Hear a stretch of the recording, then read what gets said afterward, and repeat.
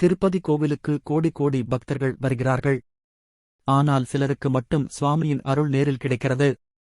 அது எப்படி? இது ஒரு உண்மை சம்பவங்களால் நிரம்பிய பக்தி வீடியோ. 1. கோவிலில் நடக்கும் 5 விசித்திரங்கள்.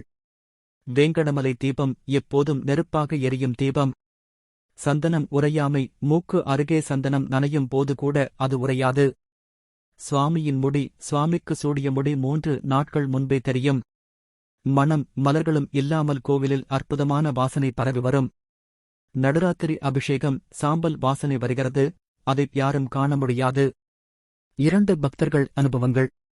ஒருவருக்கு கனவில் சுவாமி தோன்றினார். 10 ரூபாய் பணம் வைத்து வேண்டிய பின் வீட்டில் நடந்த அதிசயம். நேரில் தரிசனம் பெற முடியாதவர்கள் கனவில் அருள் பெற்றனர். 3. திருமலையிலிருந்து வாக்குப்பூசை. யாராவது சுவாமிக்கு தலைமுடி கொடுக்கிறேன் என்றனர். அது எப்படி நடந்தது? கொடுத்ததை உண்மையா என்று சோதிக்கும் அமைப்புகள் உள்ளன.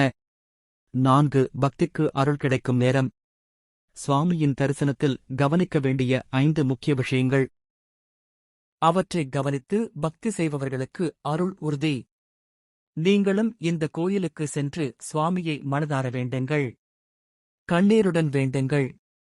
அருள் நிச்சயம் உண்டாகும். இந்த வீடியோ உங்களுக்கு பிடித்திருந்தால் லைக் பண்ணுங்கள், பகிருங்கள். சப்ஸ்கிரைப் செய்ய மறக்காதீர்கள்.